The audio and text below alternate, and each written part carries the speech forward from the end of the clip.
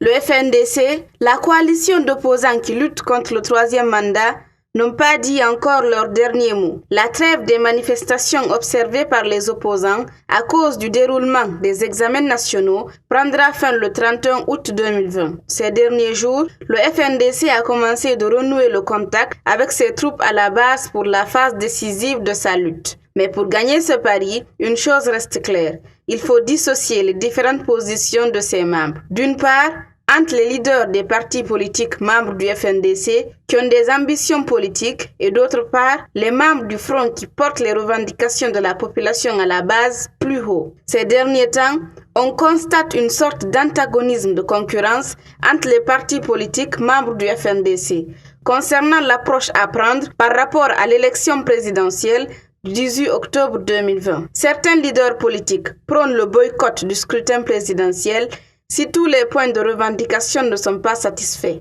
D'autres, par contre, estiment que la politique de la chaise vide sera fatale cette fois-ci, après le rendez-vous manqué lors du double scrutin législatif et référendaire controversé du 22 mars 2020. Récemment, le président de l'UFR, Sidya Touré, a révélé que dans leur combat au sein du FNDC, aucun leader politique ne doit participer à une quelconque élection en Guinée. L'UFDG de Cellou Dalein Diallo, principale formation politique de l'opposition, a entamé des consultations à la base pour sa participation ou non à la présidentielle. Joints par téléphone par notre rédaction, des responsables du bureau du parti n'ont pas souhaité s'exprimer sur la question.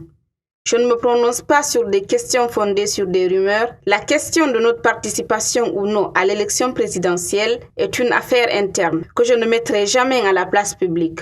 Au moment venu, nous allons parler et ça sera de façon officielle, martèle-t-il. De son côté, le président Alpha Condé continue à entretenir le flou sur sa possible candidature à sa propre succession. Pendant ce temps, Dr Ousmane Kaba du PADES, Maître Abdoul Kabel Kamara, tous membres du FNDC, ont déjà annoncé leur candidature à l'élection présidentielle du 18 octobre 2020. C'est désormais la course contre la montre, car la Cour constitutionnelle a fait mardi 25 août 2020 une annonce relative au dépôt des candidatures pour l'élection présidentielle du 18 octobre. L'institution annonce dans un communiqué que la liste des pièces à fournir et le modèle de déclaration de candidature à l'élection présidentielle du 18 octobre sont disponibles à son greffe depuis le 19 août 2020.